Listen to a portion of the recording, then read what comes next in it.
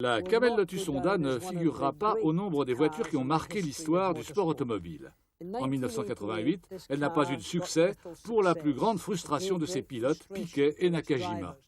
J'ai eu l'occasion de la conduire sur un vieil aérodrome désaffecté du nord de l'Angleterre appelé Snetterton. Assurément pas le circuit le plus fameux, ni la piste en meilleur état du Royaume-Uni. Elle est même très bosselée.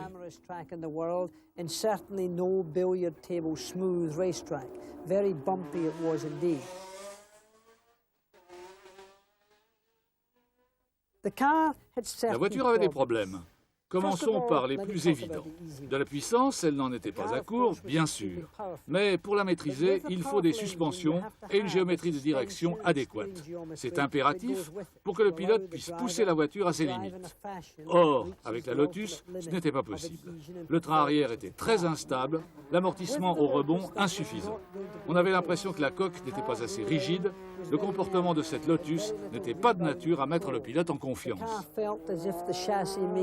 It certainly didn't give the driver a great deal of good feel and confidence.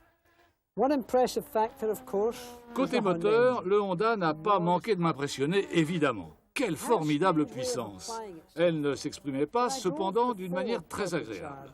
Quand j'avais conduit la Benetton à moteur Ford Turbo, j'avais apprécié sa progressivité. Le Honda, en revanche, s'est montré très abrupt. Toutes ces réactions étaient particulièrement brutales. Accélérer engendrait un déchaînement de puissance aussi violent que soudain. De même, quand on levait le pied au bout de la ligne droite, on déclenchait un frein moteur absolument inouï.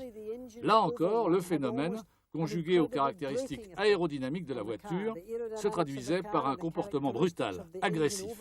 À l'évidence, le mariage entre ce moteur et ce châssis manquait d'harmonie. Le premier se comportait comme un furieux, le second manquait de bonne volonté. Aussi, l'expérience ne fut-elle pas de tout repos, surtout que cette piste était particulièrement bosselée. So it really wasn't a nice experience when you consider that Snetterton itself is extremely bumpy.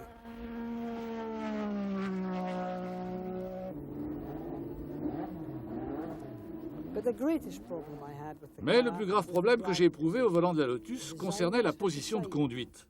Le cockpit était tellement étriqué, les flancs tellement hauts, que malgré mon gabarit, qui n'a rien d'anormal, je me suis senti devenir claustrophobe. En fait, j'étais même un peu inquiet, car je me disais qu'en cas d'accident frontal, je risquais fort d'être coincé.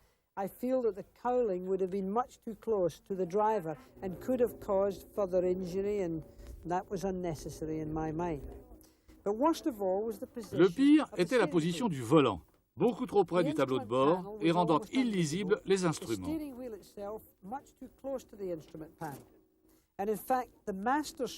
D'ailleurs, l'interrupteur général et la prise du système de radiocommunication entre le pilote et le stand étaient si près de la jante du volant qu'au tout début de mon essai, c'était je crois au cours du 3e ou du 4e tour, alors que je négociais une courbe, mon gant s'est coincé entre l'interrupteur, la prise et le volant lui-même.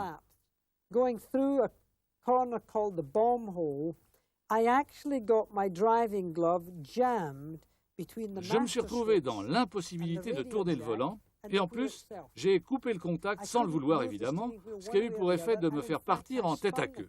Après quoi, j'ai été obligé d'enlever mon gant pour libérer ma main et démonter le volant pour pouvoir sortir. D'accord, mes gants étaient sans doute plus épais que ceux de Piquet ou Nakajima, mais tout de même. Driving gloves that are a little bit heavier than what Nakajima or Piquet wears.